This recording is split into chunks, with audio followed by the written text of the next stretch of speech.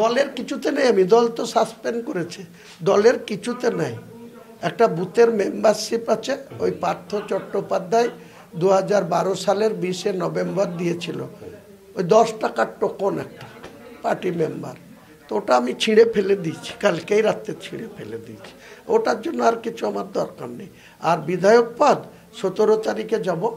আমার সঙ্গে 12 জন বিজেপির এমএলএ আছে আমার কমিটিতে, আমি একটা পিএলডি কমিটির চেয়ারম্যান আছি বিধানসভায়, সেই কমিটিতে আমি সহ 8 জন টিএমসির আর 12 জন বিজেপির এমএলএ আছে।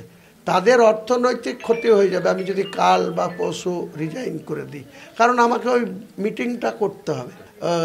স্পিকার সাহেবের সাথে যোগাযোগ করব, যদি উনি নিচে থাকেন, উপরে আমার রুম নাম্বার 39A-তে মিটিং হবে, নিচে নামবো, রাজ্যপালের ঘরে যাব, 4 লাইনের পদত্যাগপত্র করে চলে আসব। হুমায়ুন কবিরকে সব ডাঁট দেখিয়ে লাভ না।